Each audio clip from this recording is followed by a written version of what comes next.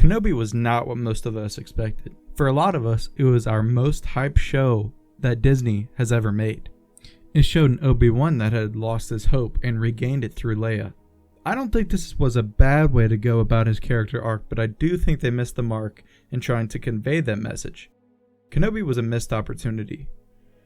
I envisioned a story that takes place just a few months after Revenge of the Sith, of a PTSD-ridden Obi-Wan who was trying to adapt his new lifestyle. One thing I do like about the actual series is Obi-Wan's efforts in trying to connect with Luke despite Uncle Owen's wishes.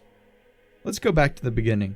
You click on Kenobi Episode 1 and you see Obi-Wan having a PTSD nightmare in his sleep in a cave. The nightmare is on Mustafar of Anakin burning and screaming in pain. Obi-Wan wakes up to find Darth Vader standing in front of him with his menacing breath. Obi-Wan wakes up instantly once again, only this time for real. We see him go about his day trading with Jawas, working in a butcher shop like in the original show. Now remember that Obi-Wan does not know anything about Anakin being alive. His nightmare was a Force hallucination. In the comics, he goes to a pub where he learns about Darth Vader's survival. This is a much better version of how he finds out.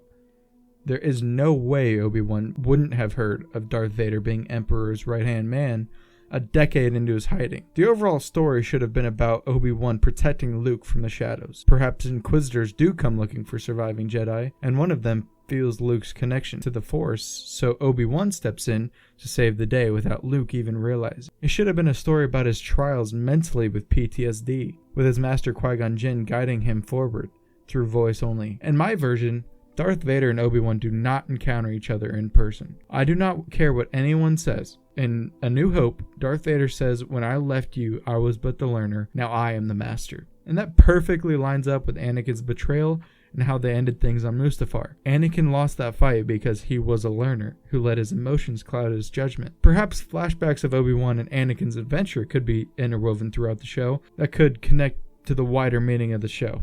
For example, it could have flashbacks of Obi-Wan giving Anakin advice about how to deal with his conflicting emotions. This could connect to the wider story as Obi-Wan needs to take his own advice to heal himself. Obi-Wan at this point has extreme guilt over the decision to kill Anakin. He thinks he should have done more to not only prevent Anakin's fall, but to reverse it. Back to how Kenobi missed the mark. In Kenobi, Obi-Wan left Darth Vader alive, yet a decade later, he was telling Luke that Darth Vader needed to be killed, and Anakin was no longer in there. This does not match at all to the established universe and Obi-Wan's character. I find that it further disconnects the show from actual canon. I feel like this was all a cash grab by Disney. They even gave it a lower budget than the Marvel show She-Hulk, which is absolutely insane.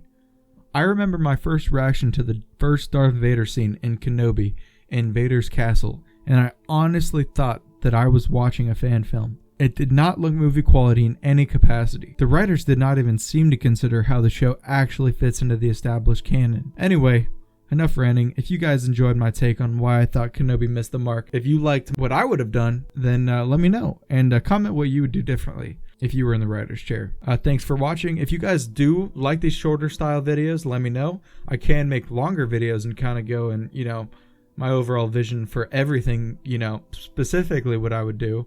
But I gave you a little summary of what I would have done differently if I was the creator of the Kenobi show. Hope you guys enjoyed, and I'll see you in the next one.